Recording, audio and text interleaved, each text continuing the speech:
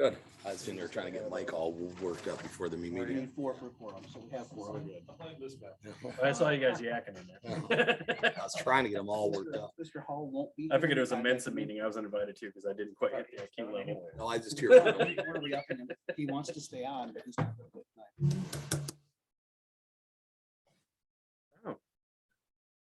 And Ashley's not here. Done with us, right? Not officially. Officially, she has one more meeting left, but whether or not she's probably this one, I'm not sure. And then resign. Well, she's resigned. I just don't know. I thought it was effective after tonight's meeting. I thought she was gonna be here till the end of the year. Okay. Okay. Well, that. Probably that stupid. Well, I have an answer for that. Okay. I have an email from her begging for a excused absence, which of course is a little funny since she's resigning. Right. Would you like me to paraphrase? Her- I think you already did, didn't you?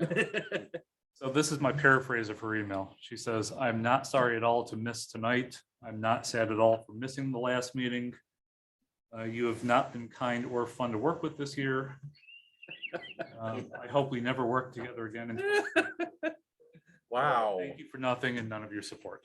Paraphrased. Oh, you paraphrased. Ah, Oh. we'll assume the negative things need to be taken out and just call it. Mr. Hall is also, he contacted me. I don't know if he contacted anyone in the Not here. city. No. He is not feeling well tonight. So I'm glad that if they're not feeling well, that they're not here and that we can still have a quorum. Yeah. So with that, we're actually running a minute and a half late. Might have been waiting for a city manager. I'm not sure. So I can bring this meeting to order. You can stand for the pledge, please. I pledge allegiance to the flag of the United States of America and to the republic for which it stands, one nation, under God, indivisible, with liberty and justice for all. Okay, roll call. So as we stated right before the meeting started, but now in the actual meeting, Mr. Hall called me and told me that he was not feeling well tonight. So we may want to vote to excuse him after this. And as you just told us, Ms. Hamill also has asked to be excused. She also is not feeling well. So Mr. Hope, Present. Mr. Merlington, Present. Mr. McGrath, Here. Mr. Nixon, Here. and Mr. Conley is here. We, to my knowledge, don't have any engineering or legal representation here tonight. We do have Mr. Womack, city manager, acting in the planning capacity, if I understand properly. So I wanted to recognize him. Next thing on the agenda would be to approve the minutes from the regular meeting on November 9th, 2021. If you are looking in your packet and you are better than me and you have your computer ready to look in your packet, then that would be on page 3. Make a motion to approve. Any discussion of the minutes? Hearing none, all in favor of approving the minutes from November 9th, please signify with aye. Aye. Aye. All opposed? Motion carries. Next, we need to approve tonight's agenda. You'll find that on page 1, of course, of your packet. We have a motion to approve tonight's agenda. I'll make a motion to approve this agenda. Second. Any discussion items for tonight's agenda? Or discussion on tonight's agenda? Hearing none, all in favor of approving the agenda, please signify with aye. Aye. Aye. All opposed? The motion carries. The agenda is approved. At this point, we have the opportunity to offer, or this is the opportunity for public comments. So those citizens wishing to speak on agenda or non-agenda items will be allowed a maximum of 4 minutes each to address their concerns. This is the only time during the meeting citizens are allowed to address the planning commission. Please state your name and address for the record if you would like. And now let me amend that to say that obviously if you have business before the planning commission tonight that's on the agenda, you will still have an opportunity probably to speak at that point. So with that. Rose Powell, Cedar Springs City Councilor. I'm here tonight to thank the Cedar Springs Chamber of Commerce for the wonderful, and the library for the wonderful Christmas activities on Saturday and the parade and all the participants. And I'm personally aware of how much work is involved in organizing these things, and they did a great job, and I think everybody had a good time. The other thing I'm here to thank is DDA, our DDA, and the beautiful lights that we bought and paid for down at the heart of Cedar Springs are quite beautiful. Maybe we'll add on again to them in the future. My other comment is the Versity Blood Drive is December 21st at the United Methodist Church. If you can give blood, do it. Of course, the holidays, we run low. We had issue last month with the at the church. We didn't have any heat, so we went from our usual 35 pints to about 9. So that made us feel really bad. So in the future, starting in January, we're going to move the blood drive to the our beautiful Heart of Cedar Springs Library, where I think we'll get more participation and recognition, and maybe start some kind of fun promotions, and that's our hope. And other than that, hope y'all have a wonderful holiday and a happy new year, and see you soon. Thank you. Thanks, Rose. Any other public comment? Or from the internet? Ms. Race, do you have a public comment to make? No, thank you. Moving on, item 7 on the agenda is conflicts of interest and ex parte communication inquiries. So this is your opportunity for planning commission members to reveal if you've had any outside communication about issues for us tonight or any conflicts of interest. Hearing none. Item 8 is scheduled public hearings. There are no scheduled public hearings this evening. Interestingly, because we've had so many of them lately. Number 9, site plan reviews. Item A, Heart of Cedar Springs Conceptual Master Plan. And I trust that Mr. Womack has much to tell us about this.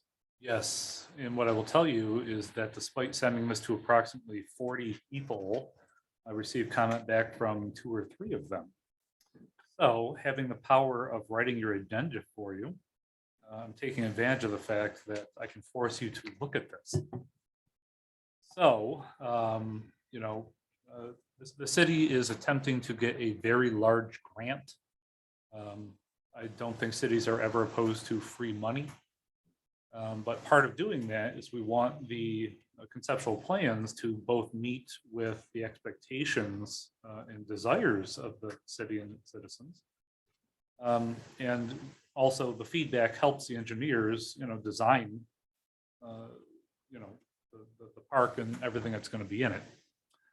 So I guess that's what I'm doing is I'm bringing it to you and saying, hey, I would like some comments, anything that you saw that you do or don't like. And I will take those comments and give them to the engineers. And hopefully at a date sometime soon, we will incorporate those into the plan. So without boring you to death, does anybody have specific comments they'd like me to give to the engineers on this plan? One thing I saw is it might be smart to move the bathrooms a little bit closer to the White Pine Trail. Just to me, it made more sense for dual usage. People riding the trail might need a potty break, especially if you got kids So there is already a bathroom by the White Pine Trail. in that area. Yep. Well, I knew the one at the parking area, right? Okay. Yep, and so Is that flushable? I've never used them. Yes. Okay. and part of the reason that the bathroom is where it is proposed is because there's a pre-existing water and sewer lateral at that location. Okay. And I think there is at least some anticipation that a splash pad might go in that general vicinity in the future. Makes sense then. It's on page 9, by the way. I forgot to tell everyone if you had trouble finding it. I'll put it out there. I do like the natural playground. When I was looking at this, when you first sent it out, I thought that was a fit in with the nature of our city and that space too. I really like that. The only thing I would say is I know my kids don't like the one in White Lydell and Cedar Springs because the slide is too small. They have a natural, like, it's a concrete, it looks like a log, but it's concrete, and the length is really small. But my kids are 7 and 9, so I think they're looking for something maybe. Oh, the slide. The slide part, yeah. So if we're looking at something, I don't know, make sure that it's tailored to young kids and older kids. Well, part of the nice thing about the slide that's being proposed here and is proposed in natural playgrounds is if you can incorporate it into the hillside as a zero drop. Slides are notoriously one of the most dangerous types of playground equipment that exist. That's what they have, is a zero drop. So they have it built into the hillside, and then they have two different approaches. One is like a log staircase, and the other one's almost like a rock type thing on one side. So there's two ways to get up to it. So Good idea. I just thought the slide is a little small for the amount of kids that I've seen over there. And where's that playground at? White Lydell, it's in Cedar Springs. Weird. Right downtown. Or not Cedar, I mean, Comstock Park. Yeah, Sorry, I used to live in Like, I've Comstock. never seen that. Too many cities. No, Comstock Park, sorry. Sorry, I left my house at 6 this morning, been in Detroit and Flint, so my brain is too many roads, I guess. By the way, when I go to other cities, I visit their playgrounds to, get ideas of what to do here.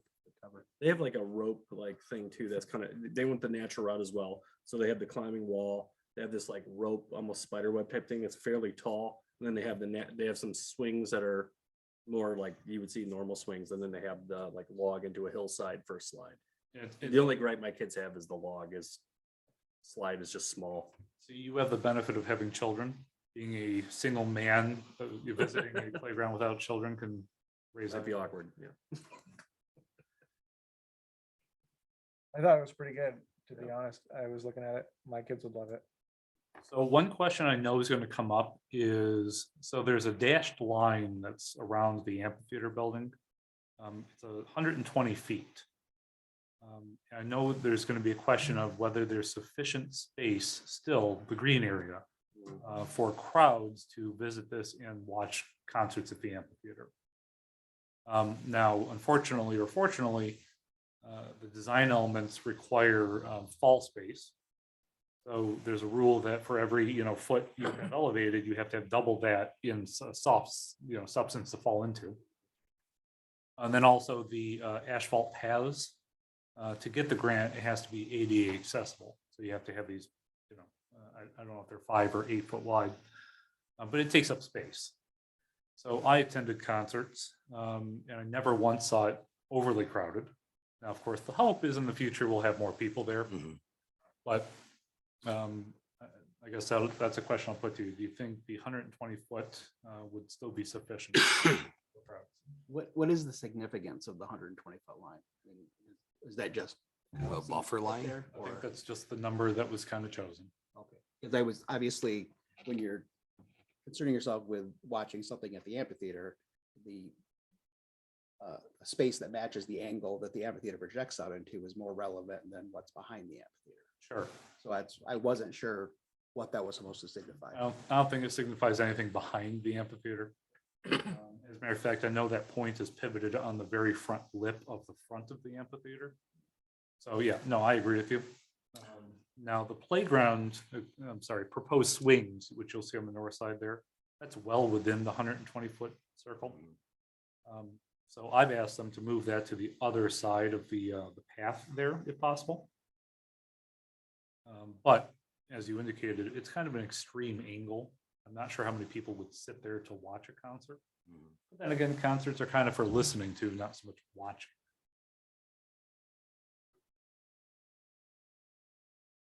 Yeah, yeah, that swing area, even if it was pushed a little more north. Yeah, more out of the site. Out of the viewing of the front of the amphitheater. I mean, I know when we were at the concerts, there's a lot of families there with kids.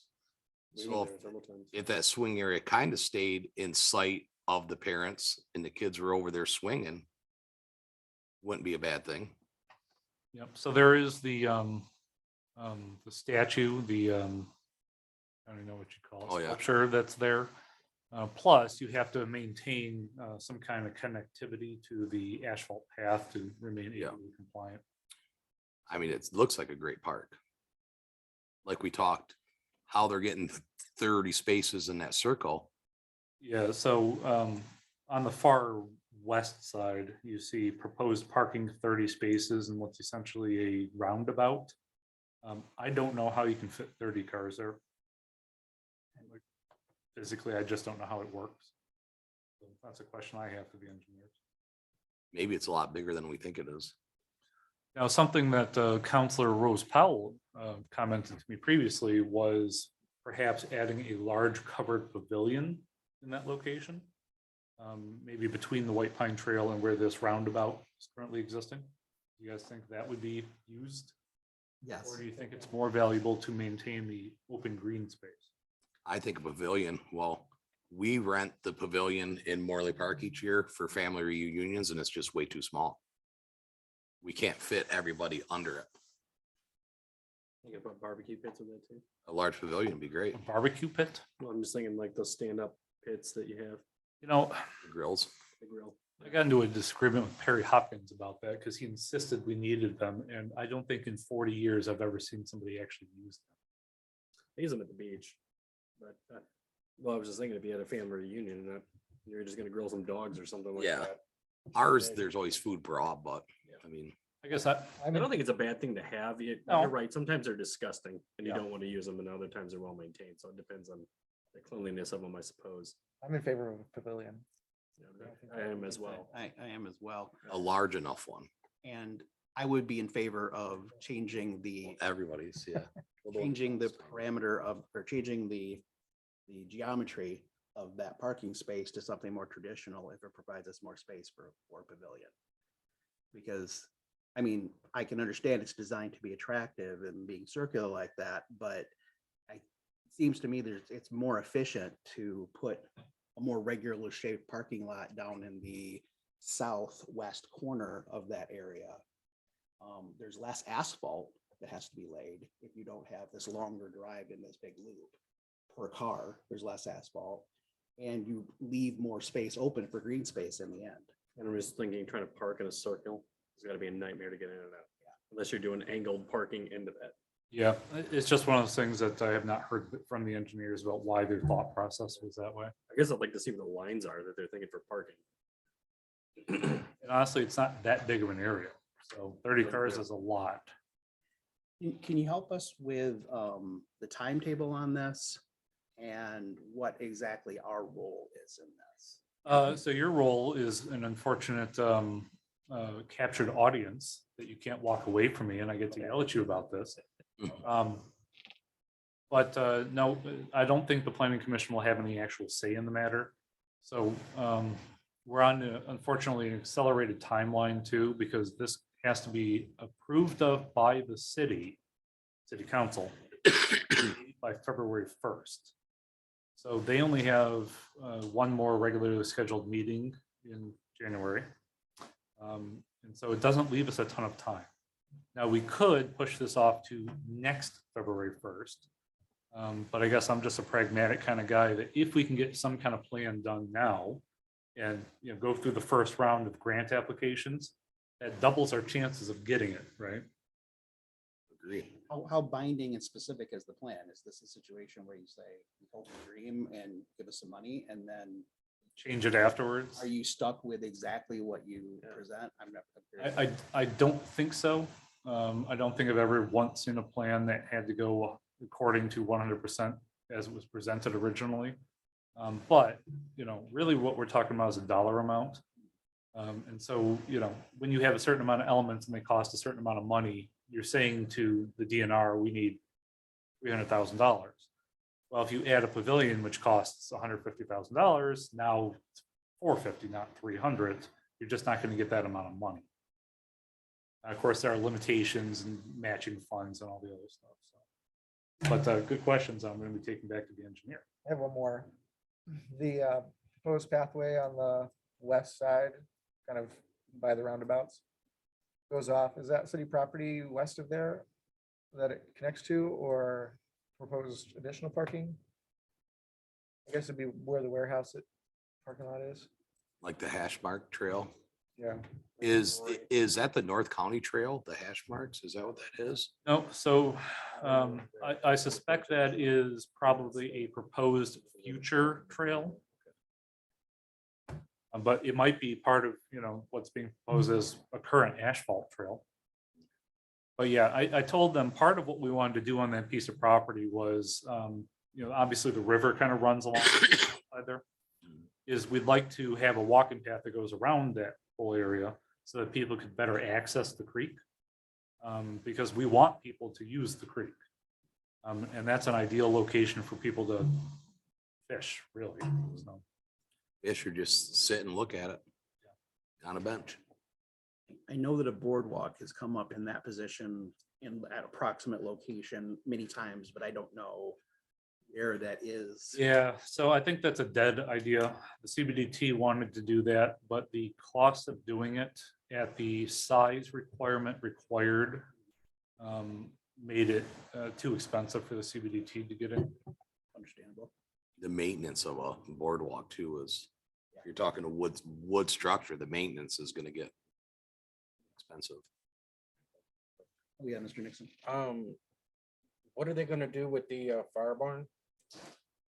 Is that finally just gonna be torn down and sold, or? So it's almost certainly going to be just destroyed and removed.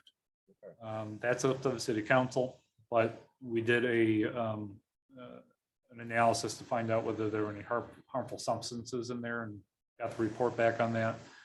The question is going to be what's going to occur on that property after it's demolished. So you see it's proposed in here that it becomes parking. I know a silver-haired lady that would love to see it become parking. But ultimately, the property belongs to the city council. So whatever they want to do. Looks like great library parking to me.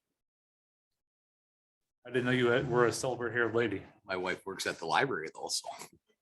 I was just wondering, because the last thing I knew was there was the thought of, well, do we keep it and keep some of the city equipment in there? Do we take it down? So that's why I wasn't. Yeah, so it's currently being used for city equipment. We have snowplow type equipment in there. But the anticipation is that when we're completed with the West Street project, we sell off those properties for development, that we would get enough money to build a proper DPW garage. So we would just transfer it somewhere else. Yeah. Have you gotten what you're looking for? I guess. It's a good Okay. start. Are we looking at any other parks? I know like Wriggle Park's been upgraded recently with the dog park. I know So I take my dog there every once in a while. yeah, so this is grant money that we're going after. Mhm. Wriggle Park, the city is going to hire a professional playground safety expert who will come in and give us a written report about what needs to be fixed and changed. Because as you probably are aware, some of those playground equipment's from like the 70s. Oh, for sure. Yeah. It's the stuff that I was playing with when I was a kid. Good stuff.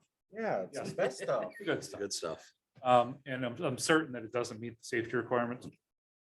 But we're looking at possibly $200,000 a year in marijuana money coming up. So after the safety engineer does their analysis, we might start removing certain things and installing new things on a piece-by-piece basis. At Wriggle specifically. I noticed that the equipment was older. I mean, I only go there for the dog and we take the kids to Morley usually. Or the. You don't go there for the new half-court basketball, which we installed? Old and fat now. You need to go there because. I'm not old and fat. No, because we advocated that we should get the half-court basketball there, so I want to make sure. I'll use it next summer. Basketball's a little kid. So if you have other further comments, I'd love to have them via email and I will send them along to the engineer and hopefully get some more answers for you. So thank you. Yep. Which brings us, I believe, the next to item B, the Meds Cafe proposed customer curbside delivery plan. So I'll apologize ahead of time. It was only submitted to me on paper. Okay. And so I took some digital photographs the best I could and sent them to you. So Yeah, Meds Cafe received approval for their use of the building, but at the time they did not present us with a customer delivery plan, which, requires a separate approval. While I believe I probably have the authority to approve it on my own, I don't feel comfortable doing that. It's a fairly complicated plan that they have in place here.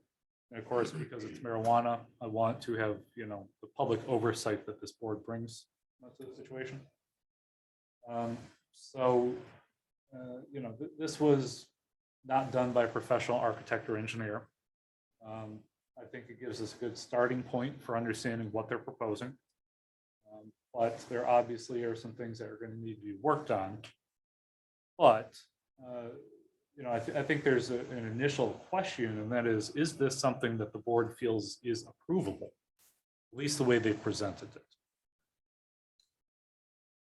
So to assist those of you who are looking for this, it's page 53 is where it starts in your packet. Yep.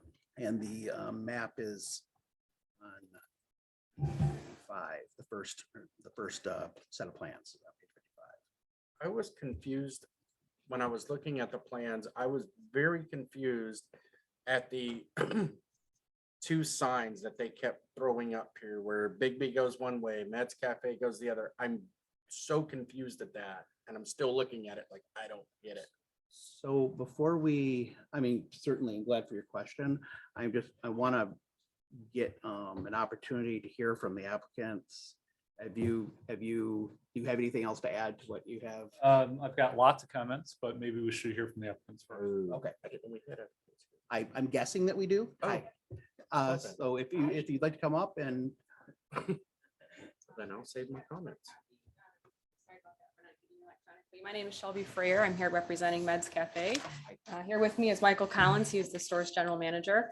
So we'll do our best to kind of explain it. We know it's a little bit difficult, just given that the flow of traffic was a concern and making sure that people walking in between cars, of course, and people being able to park and everybody was safe. So can everyone see the copy right now? They have an electronic version. Okay. Yeah, I'm looking at I it. may just have my lovely assistant hold this up so I can walk it through really quick if that works for you guys. Okay, so if you're familiar at all with the strip mall there that has the Jets Pizza and the floral. So there's two ways in 6 here spots. To the space. This is where Meds Cafe is located right now. So right now, traffic tends to go both directions, which is already not super safe. So the idea was to have it really be one way all through this direction and then come out so that cars can't come back in this way. And we're not having this crisscross of things happening. So that sign here was really to say, hey, there's going to be essentially 2 lanes that go down and run all alongside the building here. And then if you wanted to go to Big B, right now, has anybody gone through the Big B? All the time, Okay. So, sometimes the line gets pretty long. all the way around the building. That's right. So what we've offered to do is pay to actually have that microphone, that speaker, be pushed back here to the corner and have this extended out here so that it's easier for people to order as they turn. And then if they were interested in coming to Meds for the curbside, they would stay to this side of the parking lot and then park in these 6 spaces right here. So rather than the spaces that are outlined horizontal, vertical here. And then of course you have a no wrong way. You can't come back in this way.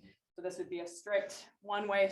We're trying to organize so that if you're going to Big B, you go this way. And if you're coming to Meds, you come that way. Of course, staff here from Meds, we have our exit door located right here. So we have a crosswalk here designated that would be painted, of course, for staff to walk through and get to the vehicles that way without disrupting the Big B line that runs alongside. We, of course, wanted these spaces. Unfortunately, the building owner would only allow us these spaces in the back. So we're trying to work with what we have. It's not super ideal. That's why we're trying to make it very clear by signage, of course, and making sure that folks, of course, are safe coming in and out of traffic. Any questions on that? The spaces on the south end, the 6 spaces on the south end, or no, like where the laundromat was, saying where the owner's saying, you guys can't rent those spaces from the owner? Correct. Yep. So we wanted these. We thought that'd be the most ideal. We even tried for some of these to say maybe that would still be better. The building will only allow us to use these spaces back here. So we're trying to do the best with what we've got here. There's not a ton of options. Of course, this just allows us to be able to run out and trying to make it safe, of course, for our staff to be able to cross that. Where that back door goes out your building, where those, I mean, doesn't that go right into like the store part of it? This part right here? Yeah, Yep, so this would be one of our back doors here, and then we'd cross over the 2 lanes to our curbside. but that's not a secured door. People, I mean, people right in your lobby will be watching people go in and out that door, right? No, nope. No, So our store, the way that it's set up here, it occupies kind of the front half here. Mhm. This whole back area and middle section is completely sectioned off from customers. The door is locked from the outside. Yeah. You need a key card to get in. I just know I go to Bigby a lot and you go there at 9, 10, well, between 9 and noon is when I'm out there, and there's usually 15 to 16 cars in line.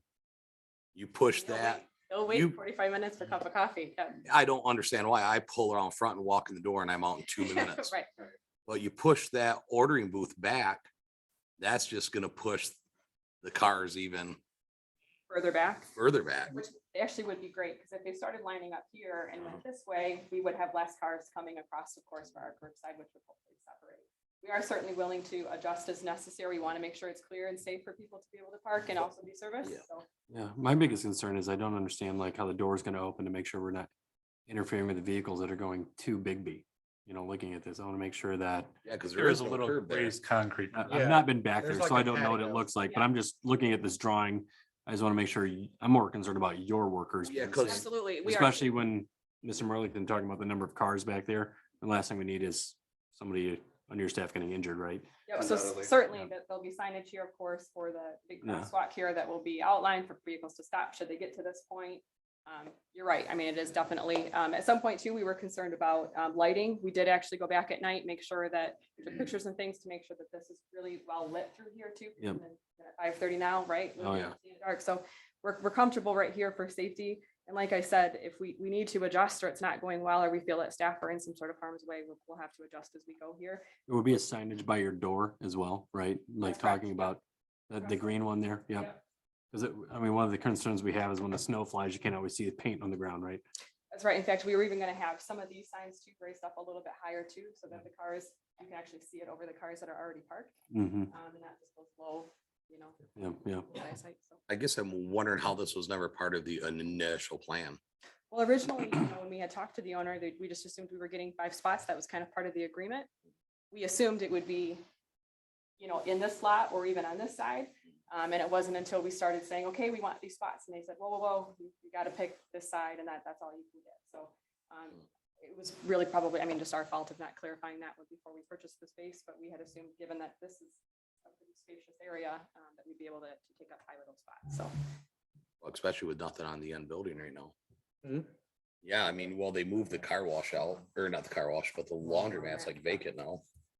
Do you still have a question? Mr. Yes, I have been back there, when it was the gym, and coming out that back door, it is, very sketchy, because those cars coming around that corner, even though they've ordered, they don't exactly, they're not going slow. Is there a way to put a mirror up or something, so when somebody opens that door, they can see some further down? Because you can't see all the way down, and that, I think there's probably a better way to address that because there is a sufficiently sized raised curb. there is, yes. So you can open the door and the door is not going to hit a car. No. So I think that maybe a mirror is too much. But I think there are some other things that we could probably require Okay. if the board's going to. allow Because this. the thing is, I've had to go in between the cars there, and those people, they're not paying attention.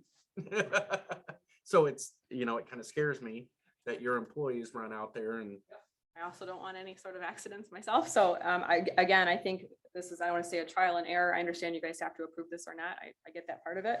However, of course, we're not in the business of harming our staff or people coming to our store either. So I think if we have to do other things like add different signage or lighting or mirrors, we need to do to make sure that the folks are safe. That's our first priority.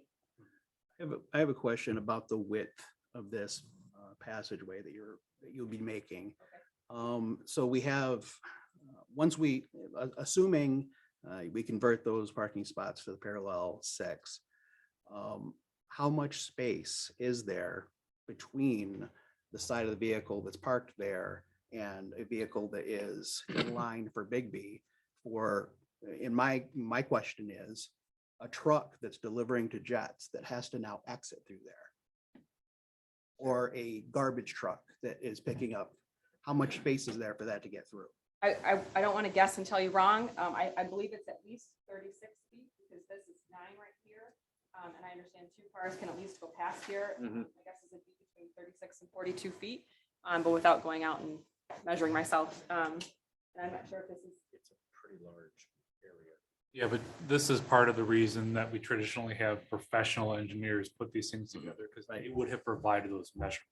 And that's going to be vital. I mean, that's going to, before I can go any farther with this, I want to be able to be certain that there's 13 feet, that there's 16 feet, what is that's being provided in this lane for the vehicles that have to drive around this. We did have Spicer Group help us with this. I just might not be great at reading this particular map here. I'm sure I can get that back for you. I'm not sure if it's written on here. I'm not an architect by trade here. And it's understandable. I understand. It's just, I mean, that's to me, that's the crux of this issue at the moment. How big If we're that's- creating another traffic problem to try to solve a different one, I'm not, it's going to be hard to approve it. we can get you that information. I'm just looking at Google Earth and it's going about 40 feet from the building to the edge of that parking lot. That's a parking space. 9 feet wide. Yep. That's what we have. Where the, About 30 to 31 feet. You left, that's just, I mean, that's just me roughing it using Google Earth, but. Keep in mind, you're gonna have at least 9 or 10 feet for the drive lane for Well, and that's what I was thinking. I mean, you Plus- gotta get 2 cars, you gotta have people parked, 2 cars in there. I guess I need to visualize this a little bit more. That's the part I'm having trouble, especially bringing up a good point about delivery vehicles. I wasn't even thinking about that. I was thinking more of somebody in line, waiting too long and wanting to get out while you guys are doing delivery and other people are in line. to the north where you see the dumpsters and to the north, is there a way to bump that out to make that curve a little bit bigger? Because that curve is kind of tight. And if we're proposing lining people up already around that corner, you take a full-size truck around that curve, it's already tight. Funny you should mention that, if you don't mind me jumping in for a second. So the dumpster enclosure, besides the fact that it's non-conforming, if we're talking about 10 or 12 vehicles, at that location curving around, now you've got another choke point between where the curb is and where the dumpster enclosure is. So if you have cars parked along the southern side, which are in the Big B drive-through lane, now we have to make sure that there's sufficient passing distance on there, but they're gonna have to reconfigure the curb there. And this brings to, when we initially approved this for Bigby, that wasn't without controversy. I mean, this is an unusual thing that we allowed to happen through there. And some of you were here when we did that. I can't remember exactly how the board was consistent at that point. One of the things that we had said in a case in favor of the Bigby situation was that we anticipated that most of the lineup would be on the east or the west side of the building here and not going around the corner, because going around the corner would introduce all kinds of other issues with deliveries, with that garbage situation and all that. So if we instead are now moving it back, that actually removes some of the positives we had for allowing Bigby to do this in the first place. I mean, not to get too far into it because they're still presenting, but you would almost certainly have to require that the drive lane be painted so that people could, because I was there the other day, some special citizen had their truck parked at the exact location, and they took their half out of the middle, and I couldn't get around them. So you would almost certainly be required to have painted lines there to encourage people to, have space there if we were going to allow that. And that's why I said you may have to, ask the owner, and I don't know who owns the property to the north, but bumping it out, making that curve bigger, because I know fitting 2 full-size trucks back there is almost non-existent around that curve. So they actually do have property, you can see the property line. Yeah. So where the new parking was added, the angled parking on the north side, that abuts their property line. Okay. So you can see there's an indent there. where Okay. they're proposing the signage. So there is space, but removing curbing, including asphalting, I mean, that's a huge expense. So, yeah, I'd like to see something that shows me how realistically a delivery truck can get around that and safely and not interfere with this process. So, Mr. Conley, if I may, so we're talking about really 2 things. We're talking about whether the board wants to approve this at all, because, you know, while we want the business to succeed, this is not a required portion of their business. And I don't know what transpired between them and property management, but those spots on the south side of the laundromat would be so much safer and so much easier, that if they could use that, you know, that would be my recommendation. So if you're going to allow it at all is one thing, but all these things, which, you know, is complicated and requires a lot of extra work, I'm happy to work with them on it and give them notes and say, hey, we need to see X, Y, and Z before you even bring it back. But I don't want to have to get into that and help them or have them hire, you know. Right. Unless you guys are at least willing to consider it. Because we are talking about, you know, having people walk out into traffic. You're talking about people who haven't had their caffeine yet, you know, in the dark, potentially running somebody over. This, you know, this is potentially dangerous. I want to make sure that if you're going to allow it, that we do it right. But as you said, we were here during Bigby and we had this discussion. And I'm just not entirely convinced that it's something we need to allow them to do. If I didn't regret my vote in the end on Big B, because I was kind of a champion at the time for allowing that to happen, and then it didn't turn out as well as I would expected it to. So I'm a little gun shy at the moment, but that's me personally. I don't make that decision, so I should want to put that to the rest of the Yeah. Well, commission. if I can, I mean, I think I agree with Mike 100%. Those 6 spots on the south side of the building, I think you guys really need to get back to the property manager and fight for those spots. Cause I think going around the back, I think this is dangerous back there. And you're turning 16 parking spots into 6 spots.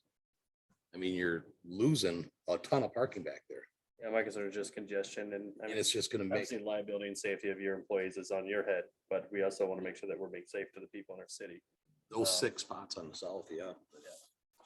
I need to see how this would actually, the flow of traffic would work on this, just to make me feel comfortable. I don't have a problem approving it if it's works right, but in its current form, no, I just can't see it.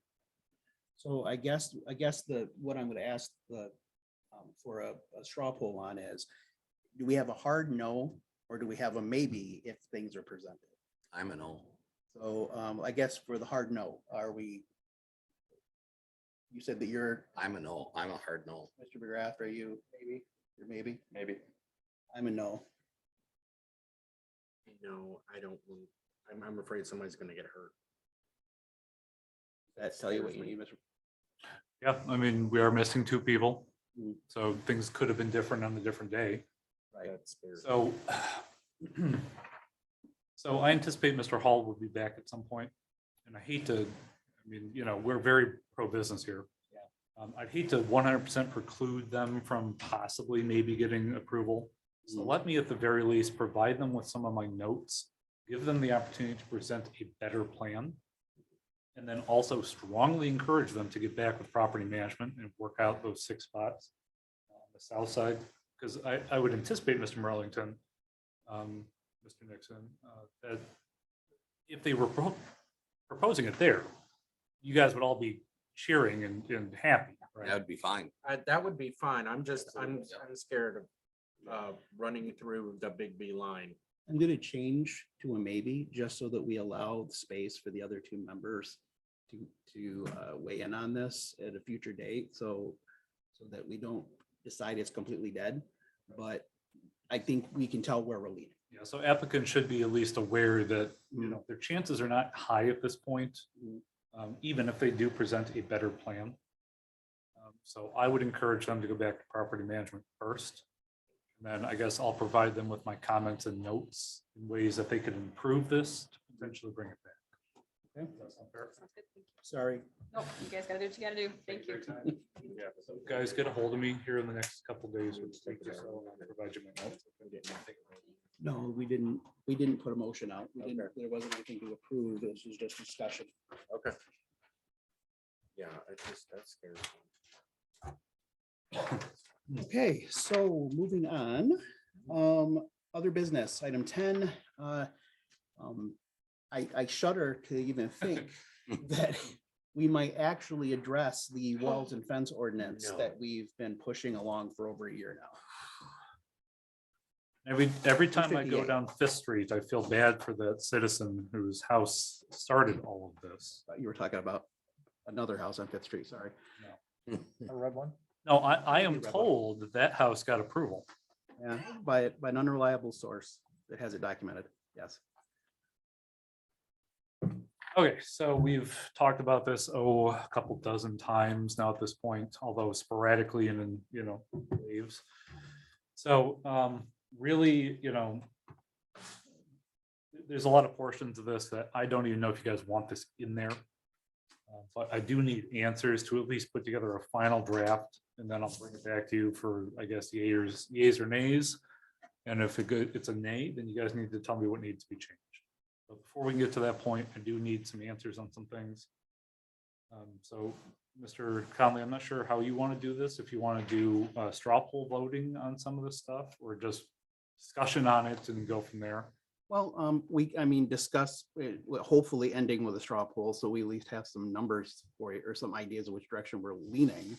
I mean, I've got probably at least a dozen things I need comments on. So let's anticipate that we will comment, if you have a comment on it, and then just give a quick up or down, and then Mr. Womack can know which direction needs to go on each item.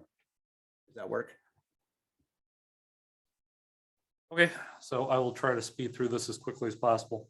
The fence slats or fence tape that we have prohibited in the dumpster enclosure. I'm also suggesting we prohibit that throughout the city. Mhm. Yes. Yes. Okay, I'm seeing a lot of dotting. Go ahead. I did change the see-through fences in residential and commercial districts to a maximum of 5 feet from 4 feet. I believe that was a suggestion from last time. I kept the language about the high-density polyethylene privacy screening. We will strictly enforce the tight fitting portion of that. So I think you guys did not like what O'Dowd or Preferred did.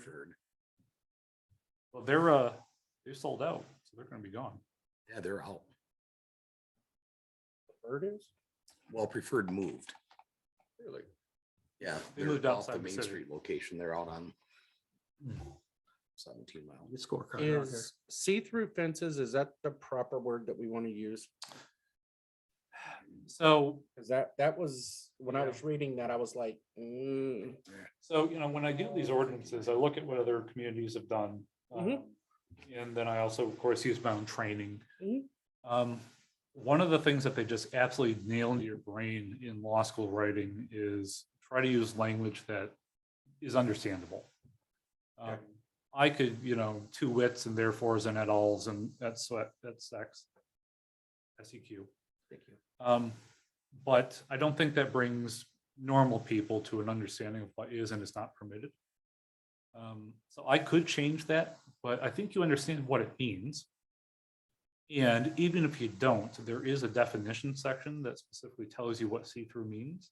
Okay. I think it says something to the effect of 50% of the fence needs to be visible, so, you know, light and vision can pass through it or something to that effect.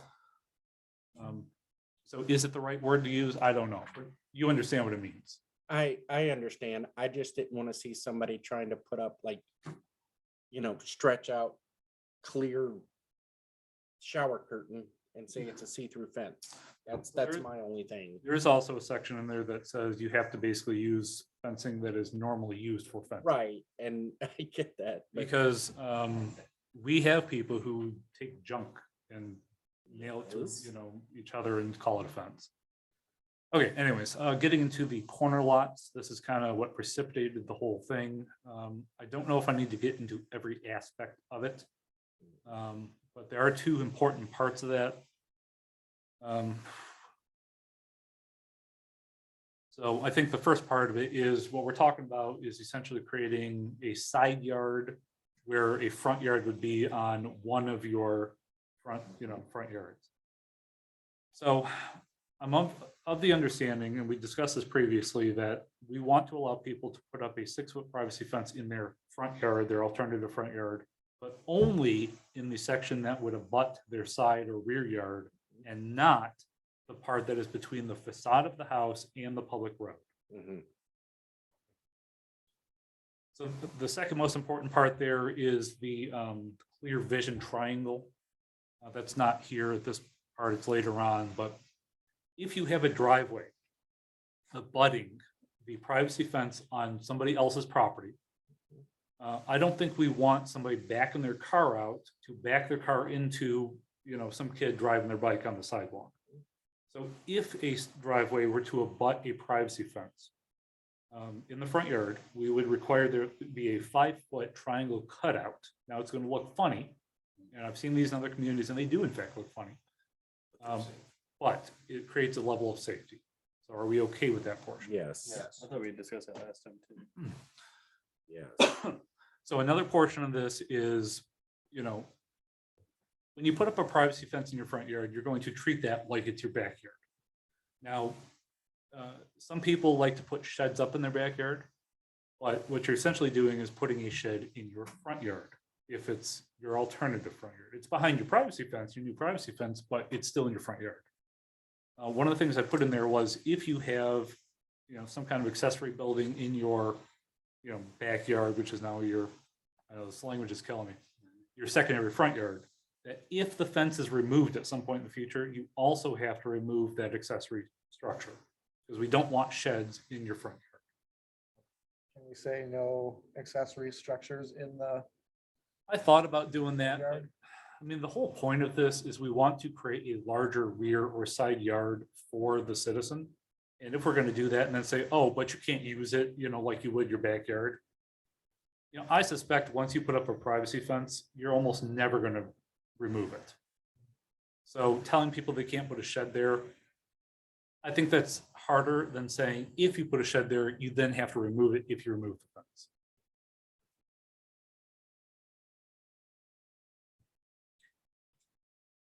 I have here that all fences need to be placed a minimum of 1 foot inside the property line, easement line, or right of way or sidewalk.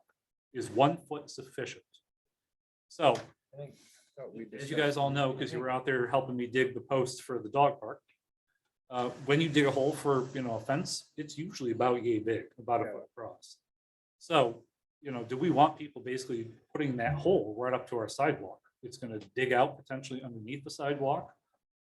And frankly, little Susie, who's riding her bike down the road, sidewalk, if she falls over, she's falling face first into a fence. Do we want it to be 2 foot? 1 foot seems really 5 foot? close. I thought we discussed 3 feet last time.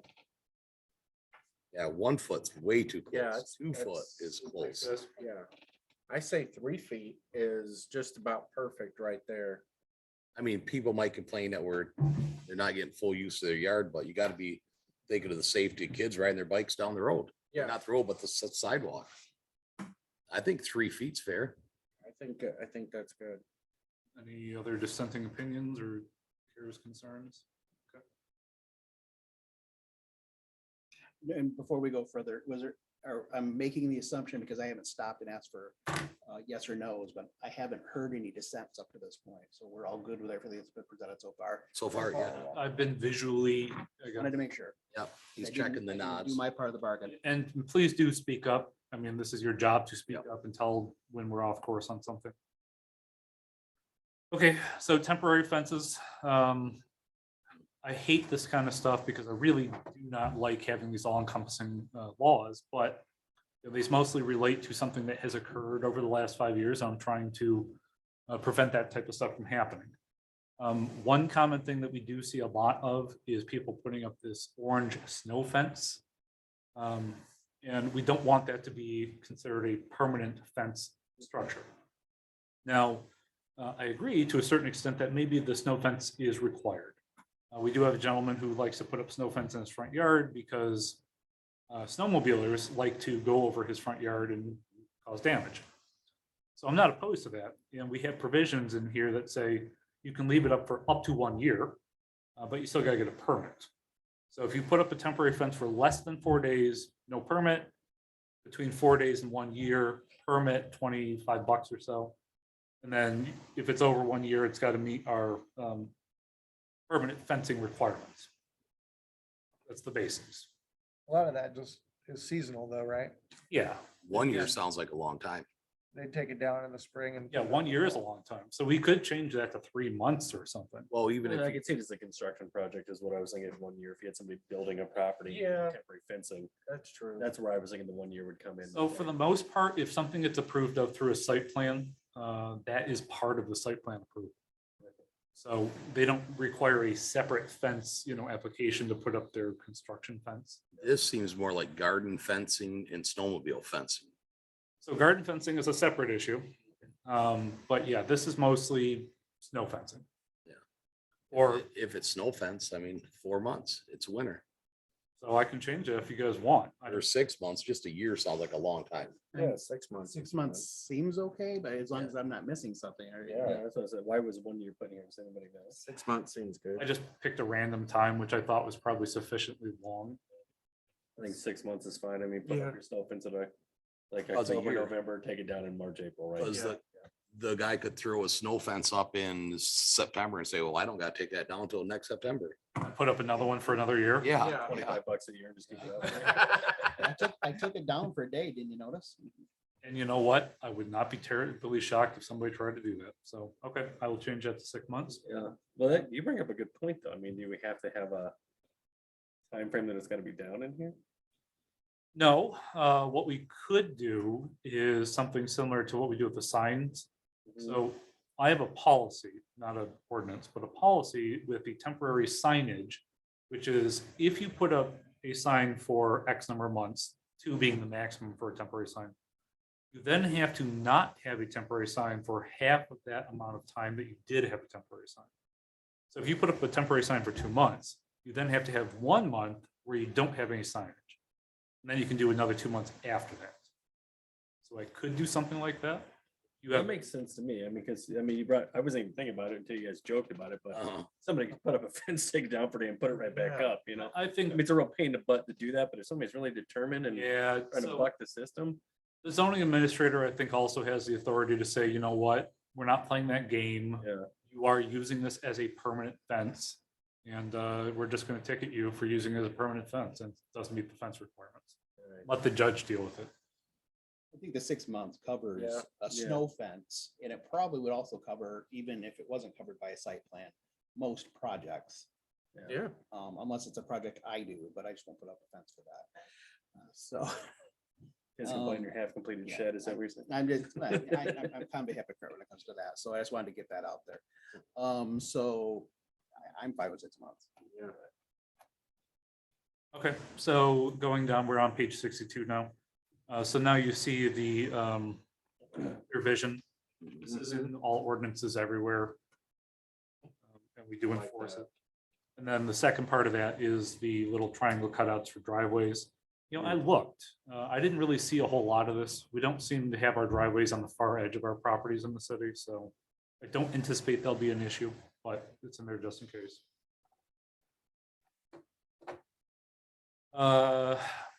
So there's a general prohibition against barbed wire, twist, barb, selvage, concertina wire, et cetera.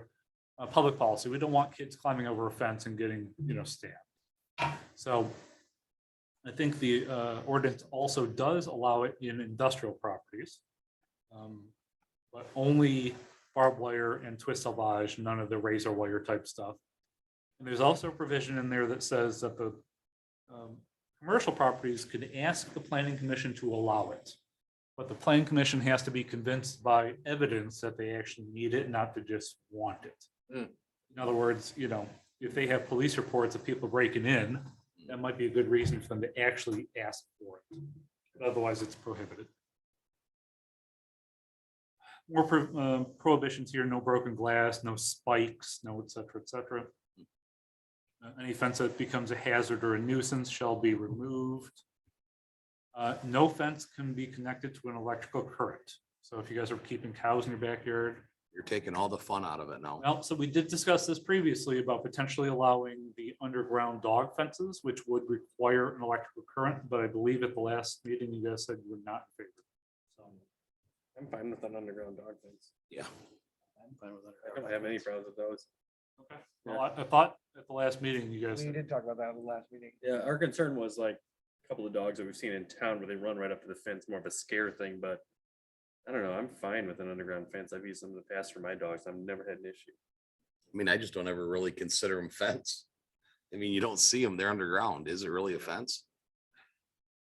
I don't know. You know, But we have a separate ordinance, and this is the reason it comes up, that says all dogs have to be physically restrained. And we've taken that to mean a run line or an actual fence, not these invisible underground fences. And for the good reason, it's very difficult to tell whether a dog is being, you know. Yeah. I agree with the dogs being in a fence, just from the subdivision we came from.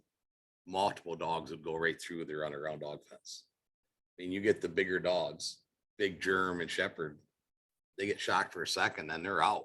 There's a reason I don't walk my dogs anymore, because there's a neighborhood behind my house. Yeah. There's a couple of huskies that just break right through. That shock does nothing to them. Plus, there was a jogger over on the east side of the state who was killed just a couple of years ago from a couple of dogs that just broke right through their fence and killed him. So it's already an ordinance that if you got a dog, it's got to be Physically restrained, yeah. physically restrained.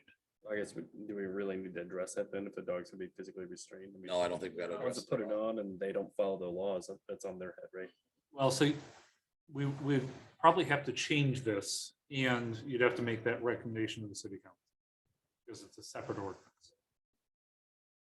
I don't feel the need for us to address that personally. If there's already an ordinance about securing your dogs. Okay, so all these types of temporary, you know, fence, chicken wire, wire fence, woven wire, welded wire, et cetera, are all prohibited except for as garden fences. Those look very cheap. They do not hold up well. Now I have one caveat to that. Should we put trees in there and they're not allowed like in front yard? Because we do have some houses where they have gardens like in their front. But we don't want like a chicken wire fence Number, around a garden in the front yard. it's in there under garden fences or permitted inside or rear yards should not be erected in the front. Oh, I missed that one when I read it. Side or rear Thank yard. you. Because you were stuck ahead of me. Section J. I Twice a missed chair, that he one knows when it. I was reading it. Yeah, that's exactly it. Okay, so are we okay with that portion? Yes. So garden fences, like I said last time, I'm not 100% sure I like this. I don't like telling people to this level of minutia what they can and can't do, but Ms. Bremer did specifically ask that we allow this. And as Mr. Nixon pointed out, people might try to take advantage of that and use that type of fencing as a, you know, a property line fence. Garden is very easy to define however you like. Yes. Yeah. Unless you cultivate your whole backyard. So there are rules. I think they're fairly liberal. You know, I think the most important one being that you can't have this type of garden fence on more than 2 of your property lines. That prohibits you from enclosing your yard. You know, with this type of fence. Landmines still, never mind. That's straight up. Claymore mines, I believe. There was also discussion at the last meeting about the color of the fence. Are we still okay with the no reds, oranges, and bright fluorescent colors? Neutral colors. Yes. Yeah, no fluorescence. The blend. Is there any other portion of that garden fence I mean, most of the rest of that is the same language we use for permanent fencing. We're just allowing a certain other type of less durable fence. I think it's fine. Do you think you'll get pushback from the 400 square foot area? I got pushback from a smaller number that I originally had, and then I cleared this number with Kathy Bremer, One person. Oh, that is tiny. 20 by 20. 20 by 20 is actually a pretty good sized garden when you're out weeding that thing. And you can have, That's true. But that's only if you're trying to fence it in, right? Yeah. If you don't want a fenced in one, Yeah, and I'm not. I never mean, fence in mine. and you could have more than one of them. Oh, that's true. That's true. Okay. You just can't put these on your property line on more than 2 properties. Yeah, again, personally, I'm not trying to fence my own, but personally, I have a bigger than 400 square foot garden. Yeah. But that's why it was in my mind. That's a lot of work. Yes, it is. Yeah. That's why That's- summer's off. Mhm.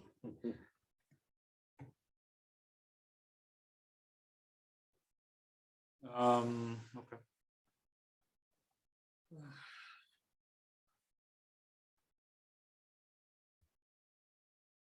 Oh, yeah, so there's some language in here about, if there's a fence on a property line, you have to have both, persons sign off on it.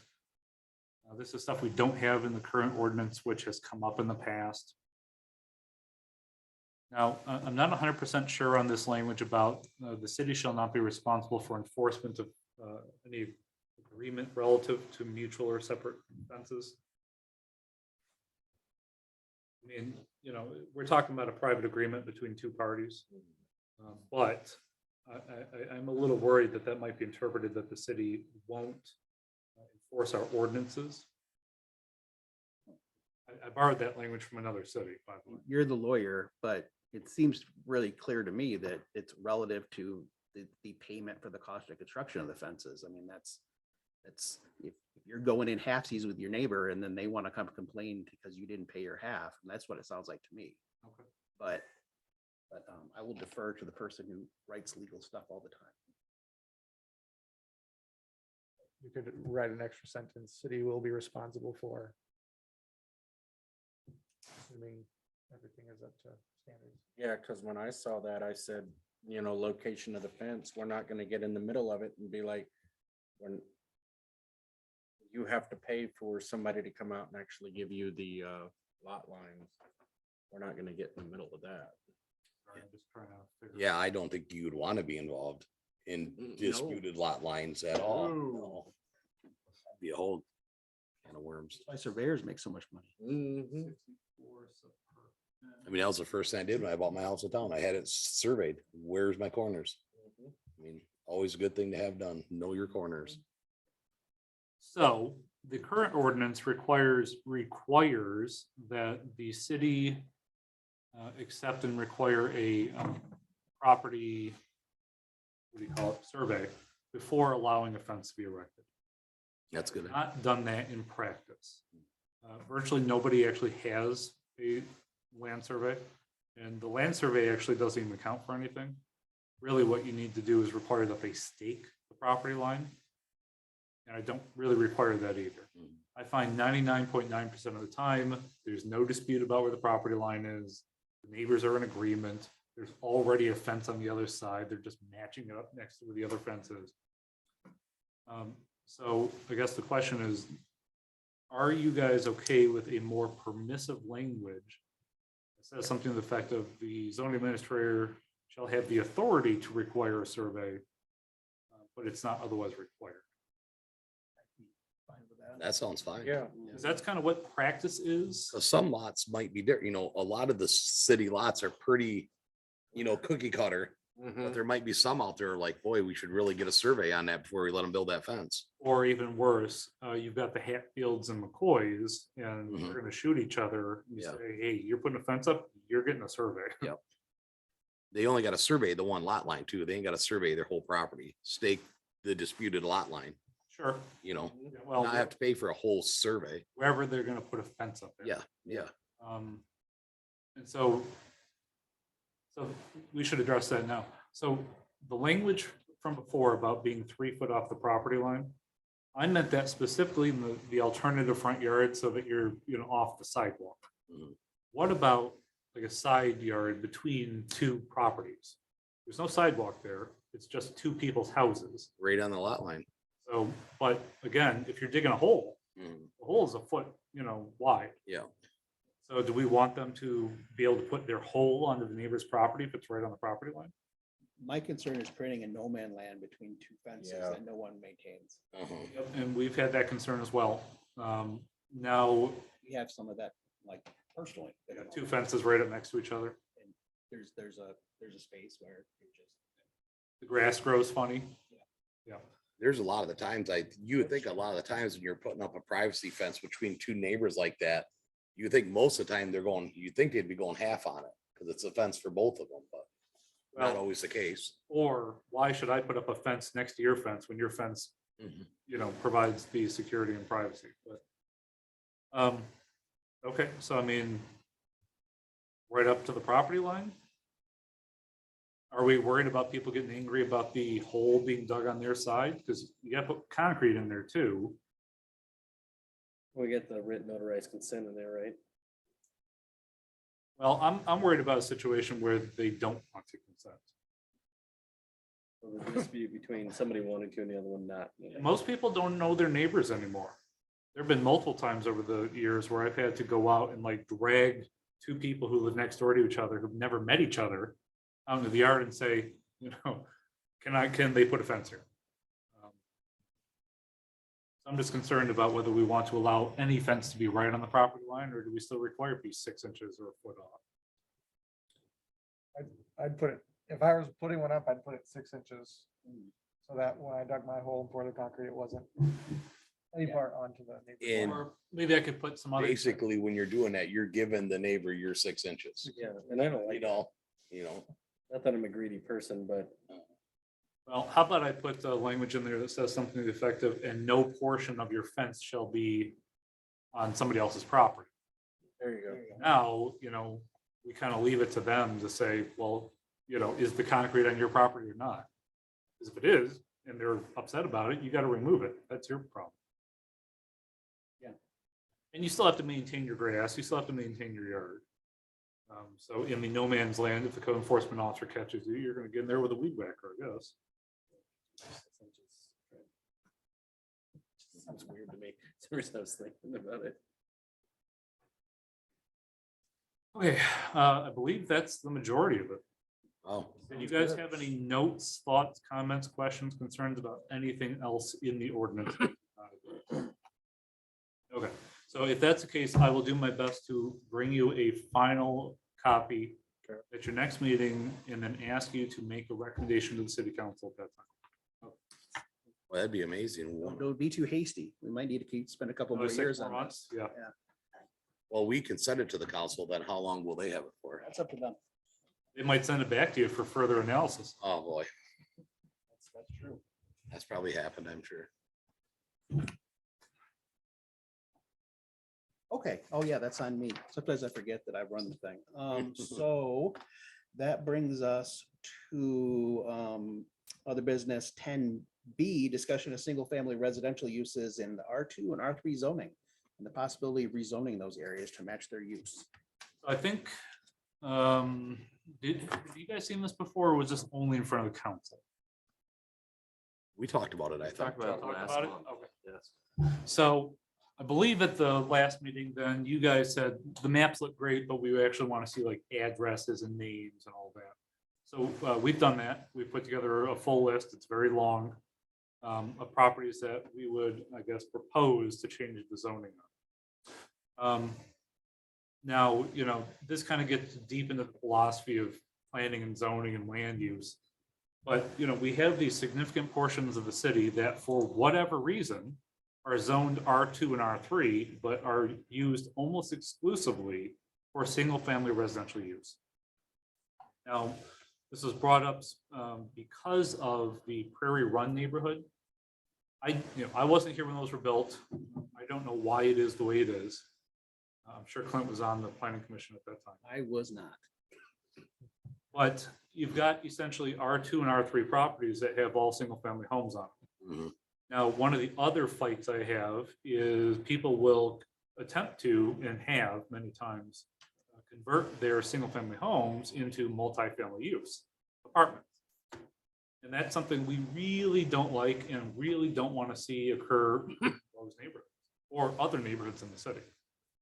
So if we continue to allow these properties to remain R2, R3, even though they're single-family residential, there's the possibility in the future of some enterprising homeowner split, that house down the middle with a wall and start collecting 2 times the amount of rent. So that's part of the reason that I'm bringing it to you for consideration of changing those to match the current use, which is R1. Now, I don't think these have PUDs, specifically the Prairie Run neighborhood, because PUD doesn't really matter what the underlying zoning is. You can still get that 6-foot side yard, which is what they really want. I don't live in that neighborhood. I don't think any of you guys do. Mr. McGrath, do you live in that neighborhood? I live on the Prairie Run corner. So do you have a 6-foot side yard or a 10-foot side yard? 10 foot. Well, 6 foot. Yeah, to the property. So part of the problem is if we make this change to R1, which requires a 10-foot side yard, now the house is technically non-conforming.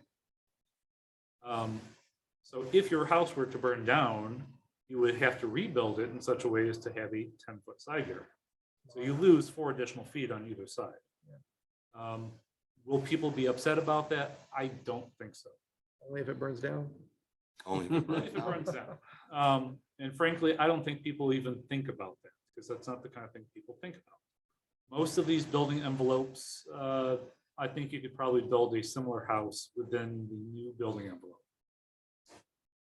But things get a little bit more tricky in the other, let's call it the middle neighborhood.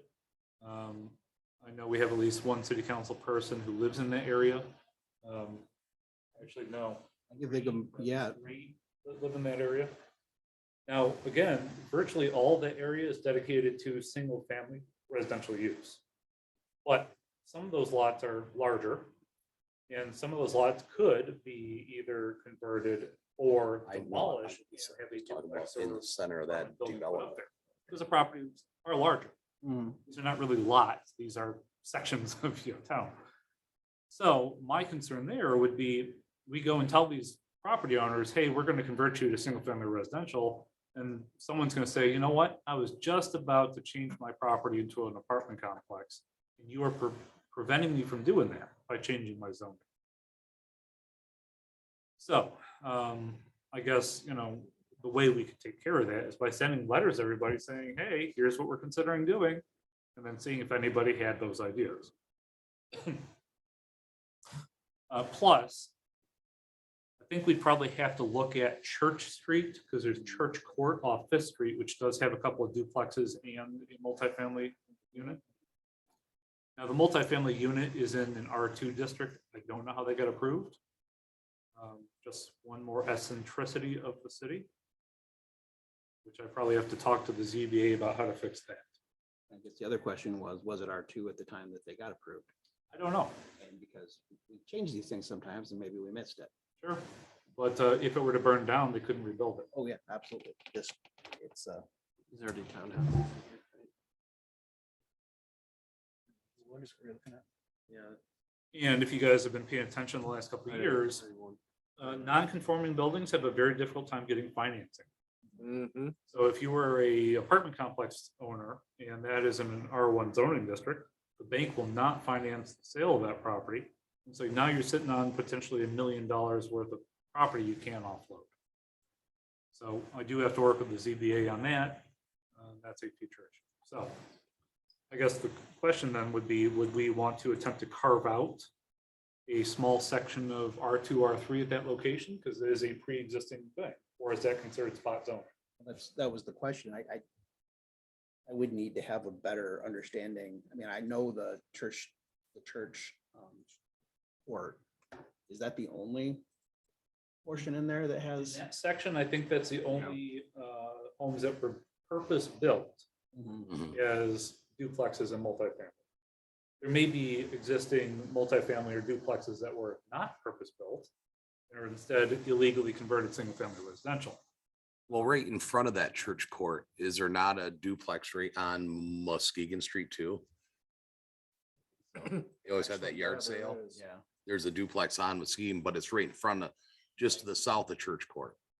So maybe we leave a part of that as R2 or R3. I mean, Now, the the great, ones, yeah, the ones that are there, I mean, I don't know why you couldn't leave those ones as the R2 and change all the rest. the nice thing about R2, R3 is that you still can put single family residential in those zoning districts, Mhm. but you cannot put duplexes and multifamilies in R1. So, Isn't that what's there on Needlewood? That's what I was looking at. It looks like there's townhouses already there. so ironically enough, Needlewood, which is mostly duplexes, is R1. R1 for some reason. And, you know, I would assume that when Rebecca and I have been working on these, we just didn't change what was there. Right. Now, maybe what we need to do is look and see if there's a PUD there. I wasn't here when those were built. Right, I was here when those were built, and I can't remember if a PUD was put on them or not. I know we were PUD crazy at the time, like it was the first time we'd ever heard of PUD. Let's see if we can make them work. Planned. But I can't remember if we actually did it there. I don't remember the zoning issue coming up when we were there. So I guess we'll look for a PUD. And the next question becomes, is it appropriate to label our zoning map with some kind of outline showing that PUDs exist? I would love that. Because then we don't have to address the underlying zoning, really. And it informs future generations who were not here at the time of what occurred. Right. So I guess I'll leave it to you, thoughts, comments about the rest of the properties in what we'll call the middle R2, R3 area. Do we want to move forward with that? Do we think people will be receptive to converting their R2, R3 lots to R1? Well, my question is, some of these lots, I'm not sure how many of them are buildable, but not all of them have structures on them at the moment. Sure. So, and some of them are quite large, so I'm guessing that those people that own empty lots that might be dreaming of putting an apartment building on them would push back a little bit harder, but we guess we don't know until we. Well, and so part of this whole thing is we do public notice. Well, I mean, you got the big center section there. I mean, that's the park there, you know. And of course, a lot of this is very wet area as well, Yes. because of the water. But you know, the lots on Cherry Street are mostly what I'd call homestead, large, you know, single family residential with, you know, barns and whatever else. I don't anticipate that those people would be putting up apartment complexes. And I could you stop doing that? Just wondering if she's planning on building an apartment complex. So, you know, we can send letters to people and say, hey, here's what we're considering doing, and then provide them the opportunity to say, wait, hold on, I was just about to do that. Mhm.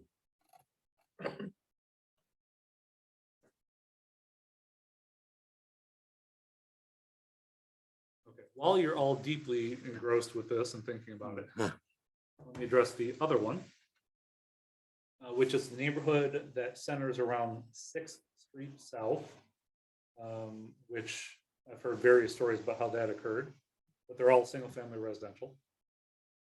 Now, I didn't get the opportunity to look into the parcels to the west of that new development. Is anybody here familiar with duplexes or multifamilies in there? Hope Network Is Hope Network a multifamily or a duplex? Or is it? isn't it a multifamily? Do they have people that stay there? And is it a licensed facility? It It's a is. licensed It facility. is. The licensed facilities, unfortunately, because of state law, are basically something we cannot zone out. Okay, okay. So those are permitted in the R1 district. That's the only one that I know of would be the Hope, would be there. So before we do any of this, of course, I'm going to run this through the code enforcement because she's got the master list of all the multifamily duplexes. Cause there's some big parcels there on that next street over. I mean, they're, Now, these are all south of Pear Street. And if you guys are familiar with that area, that's like dirt road, way back in there. I don't think I've ever been down those roads. Where at? on the end of South 7th in the end of 8th Street. Because once you get past Pear Street, That's dirt. if you don't live there, they know you don't live there and they look at you funny.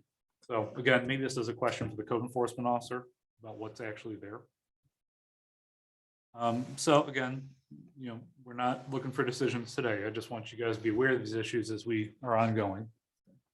So Ms. Bremer did send us an email regarding some lots that are adjacent to her house. We're now on the east end of Maple Street, near the apartment complexes. So you'll see that there are three small lots at the end of Maple Street that are R3, I think. And she recommends that those be converted to R1. Now, there is a single family residential district lot to the immediate west of there, so it's 4 lots. They're all not built. These are empty lots. And I believe that these would be very difficult to develop, whether they're R1 or R3. But one of the things I've been trying to work on is potentially having somebody buy all 4 of those lots, combine them into one lot, so there's one large lot. Now, I'm not going to get into the details. I believe I've sent you a memo detailing why that is. But if we make these all R1 residential, what you're basically saying is you can put one house there and you're just going to have a humongous yard. Whereas if we keep it or convert it to R3, you're now saying, you know what? A small time developer might want to put a quadplex there, make a better use of the property. And that type of developer is going to have more money to deal with these issues compared to a single family residential developer. Because there is the apartments right at the end of that road. In about One over. There is an apartment complex on the south side of that road. Right here. That's an apartment. These are the lots on the south side of Maple. There is that. There is, it's a square building. Yep. Mhm. I don't know the name of this, Johnson. It's been there for years. Is that what that is? I couldn't tell. What it was. So yes, you're correct. There is already a pre-existing apartment complex there. Yeah. Again, it's an R1 zoning district. I don't know how it happened. A long time ago. And so just to speed ahead a little bit, what's probably going to end up having to happen is the ZBA is probably going to have to agree to give variances to all of these pre-existing places, so that we don't have to play this game of spot zoning and rewriting the law and all the other things. But that's a future problem for somebody else, not for you guys. See, what are they talking about? Because Red Flannel and Meadow.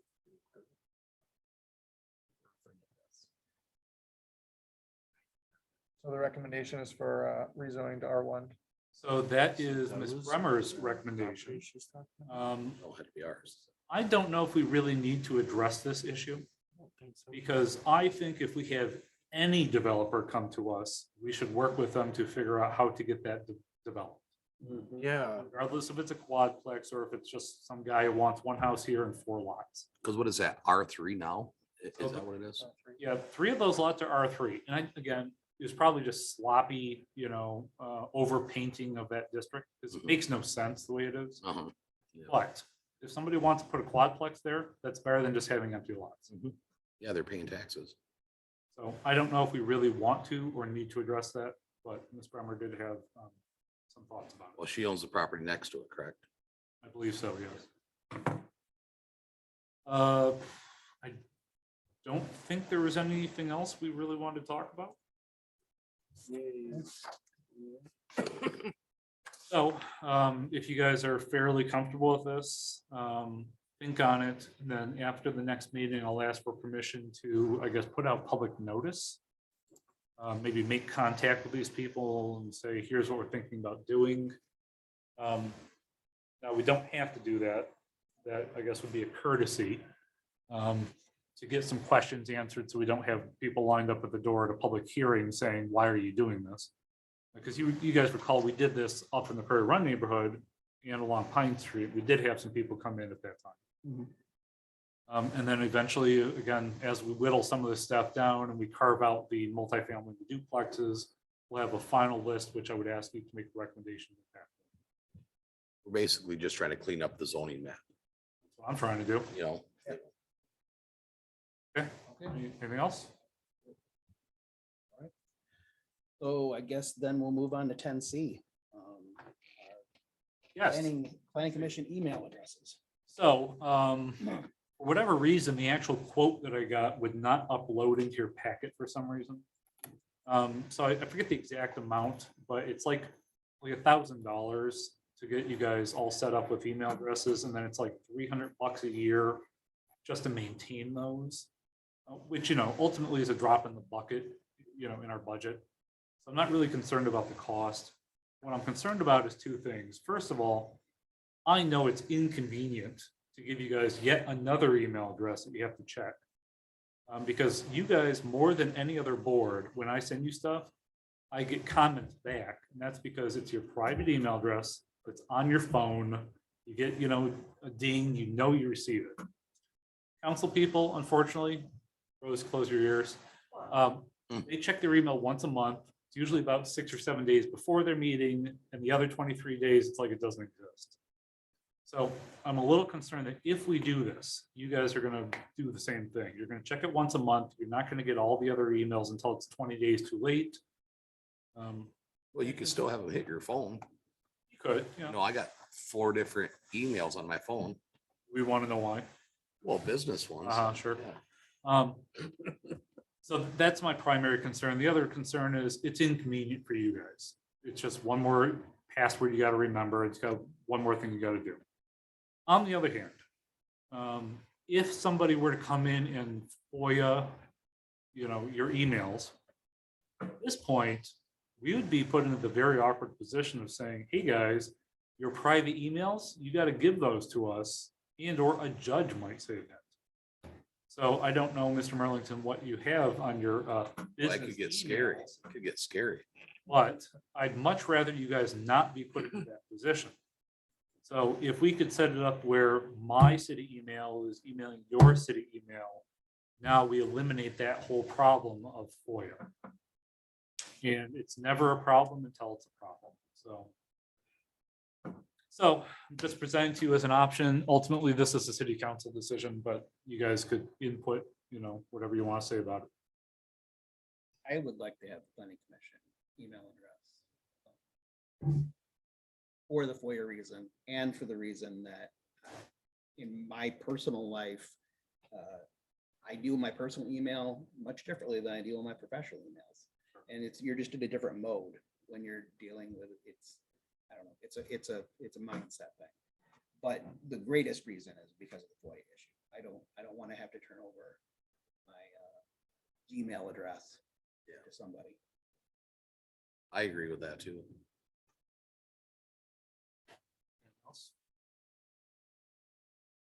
I don't have a problem with it. Mine already goes in my professional email, so I know I keep my professional no matter what, so. Unless they want to learn about investments, I guess that's on them. Maybe they'll learn something, I don't know. But not everybody's using their Raymond James account. And I'm not using. But I have to be very careful with that anyways, because there's a lot of personal information in it. True. And I don't send my city Let's email to GRCC. Yeah, I don't use that in my email. It doesn't seem appropriate to mix those two together. Okay, well, so I will, I guess, tell council your thoughts, and we'll give it to them 2 days from today. Okay, Sidewalk policies next. again, We're getting so to the end. not really your thing. Council might decide to send it to you for comment, but in anticipation of that occurring, I think they're gonna give it to you early. So this is potentially the third rail of local politics. People really do not like being imposed sidewalk costs. But we have ordinances that say, if you have sidewalk and didn't maintain it, you gotta replace it. There's a lot of those in this town. There's a lot of really bad, unsafe sidewalks in this city. And, council 5 years ago said, hey, Mike, I want you to fix the roads and the sidewalks. Well, we've worked on the roads quite a lot. Sidewalks, we haven't done as much on. There's just not nearly as much money available for sidewalks. So 2 years ago, we spent about $500,000 on this side of the city for sidewalks, free to the citizens, by the way. And we're anticipating getting another $400,000 or $500,000 for sidewalks on that side of the city. Again, we're anticipating it's just gonna be free sidewalks for everybody. But that's because the goal is different. When we put together these $500,000 projects, it's for the interconnectivity of the city. It's not for Johnny citizen to have sidewalk in front of his house. It's, we want the kids to have a continuous safe sidewalk from the school to the apartment complex or whatever. Or, you know, from the White Pine Trail to the dog park. So we don't have people walking in the road. But, you know, if you guys walk up and down any street in the downtown core, there are some very unsafe sidewalks that need to be replaced. So I guess it's a question of philosophy to a certain extent and lots of politics. But should those people be obligated to pay some or all of those replacement costs? If they are, you're going to have a lot of people complaining that I don't have the money for that. If you don't, you then have the other problem, which is where does the city come up with that money? Because even 25, 30,000 bucks a year is really only about one side of one block. So we could do that for the next 30 or 40 years and still not address all the issues in the city. So I'll give it to you to look at, think about. If you guys have any comments right now, I'd be happy to hear them, but it's ultimately a council thing. I think they should be held accountable because I know for a fact that Clint, you've had to pay for the one in front of your house and Bob's, because I remember Bob's was real bad because there's a tree that busted up there. And so you've already had to deal with that. And it's not fair that people have already had to deal with this and then other people get to slide on it. Sure. So But to be clear, though, actually, that comes to where I was going to come in. I believe we did that, and I'd have to ask the boss on this one. I believe we did that when we had an opportunity to use matching funds from the city. yep. So you guys actually bring up a lot of good points, and thank you. So one of the things people will complain about is, well, the sidewalk is destroyed because of the tree. The tree is a city tree. So are we then obligated to fix their sidewalk for free because it was a city tree that destroyed it? And my initial proposal, which I'm sending to council, is, well, you know, for old sidewalk that wasn't maintained is going to be city percentage this and citizen percentage that, versus no sidewalk. Well, we're going to require you to put it in and it's going to be a different percentage. Or we're going to create a list, you know, year one.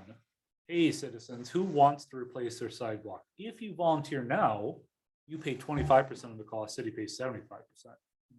But if you don't volunteer in the first couple of years and we have to choose your property to replace, now it's going to be 50% or 75, you know, the other way. So you kind of create a carrot and a stick situation, which, you know, might be better. I don't know. So these are all recommendations I'm making, and we'll see what the council does. Yeah, you might get a lot of people that are like, yeah, let's fix our sidewalk. Maybe. It sure is nice to have a new sidewalk. Oh. Yeah, it was. I mean, your house has got a lot better curb appeal with a new sidewalk in front of it, if you have a sidewalk. I just gotta Just do walking everything here. from the curb back and I'll be all good. Yeah, because I walk here just on beach and Yeah.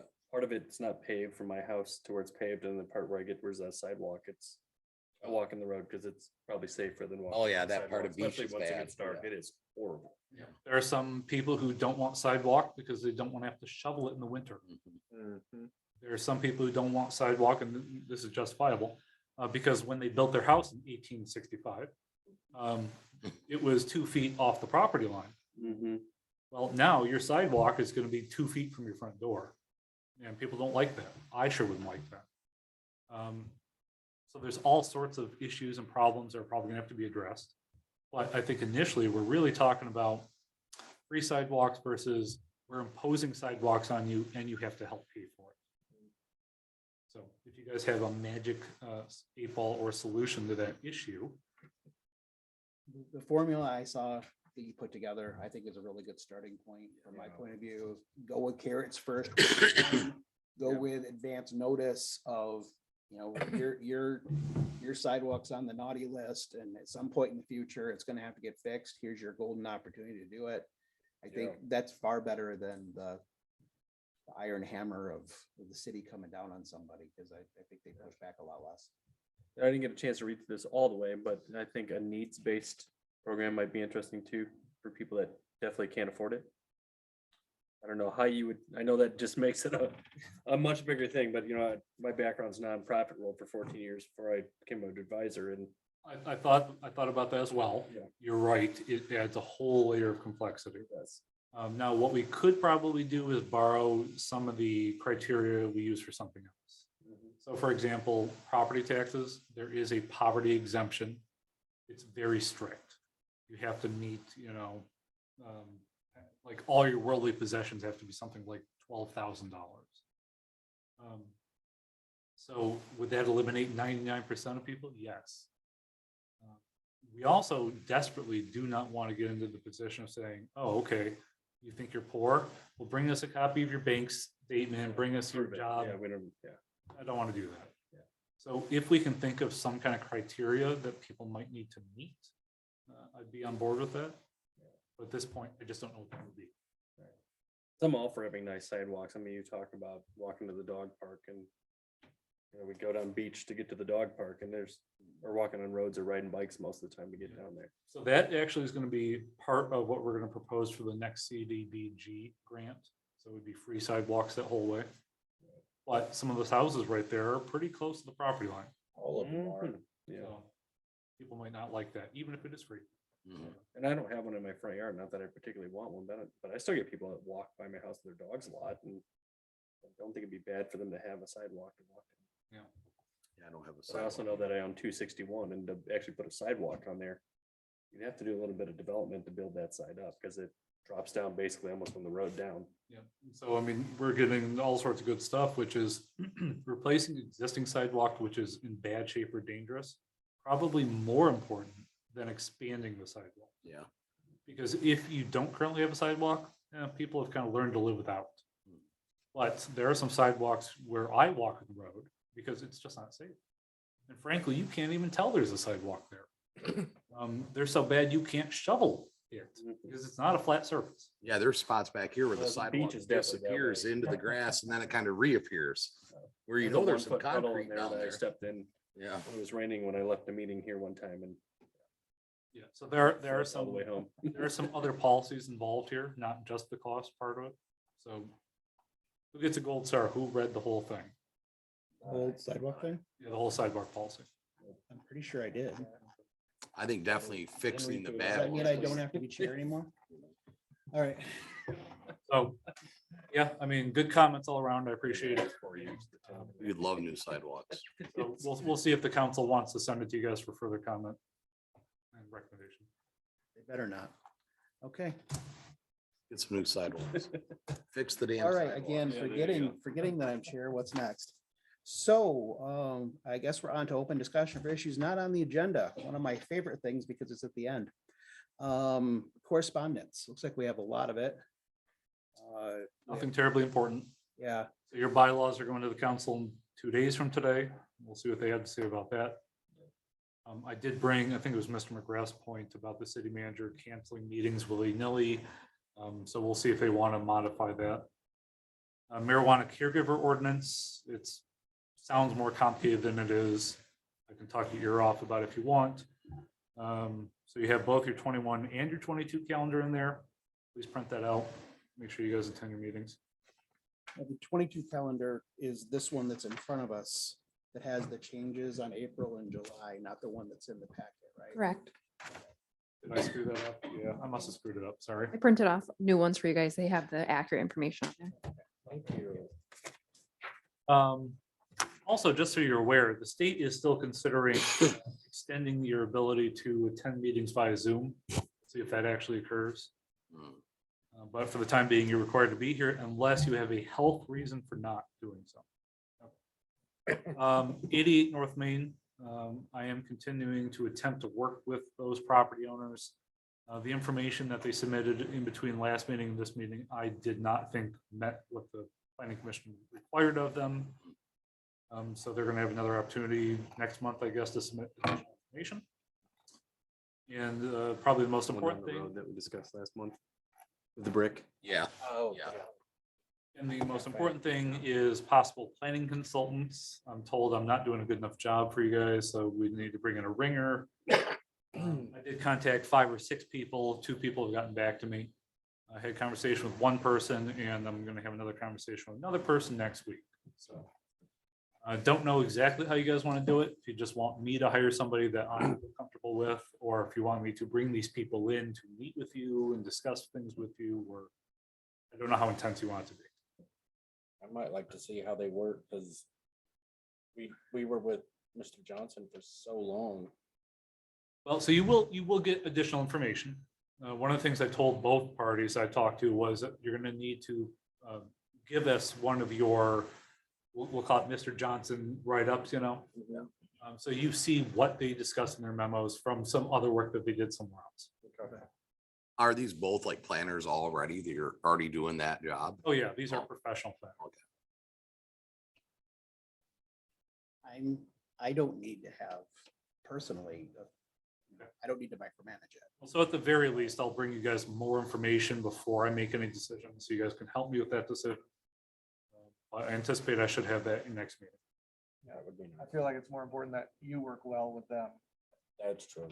than Yeah, it's not even so much me working with them, but it would be nice to know that they can handle the type of work that we are giving them. And do so in such a way that the product we get back from them is something that we can use. 'Cause I not these 2 people, but I suspect there are people out there who are maybe a little bit more academic about it. Let's say a little bit more Fenton-y about it. I have seen, like, I'm gonna be just as diplomatic as you are here as well as I can. I've seen 2 different planners and I liked the second planner's approach better when it came to how he laid things out and gave us the opportunity and showed us exactly where our opportunities for input were and where we were really bound by law or ordinance. So that was not necessarily always the case with the first planner that I've had Pleasure to work with. pleasure to work with, absolutely. So I like the second approach better. So if that's, when you're looking at that, sure. So next meeting, I'll bring you guys more info, yes.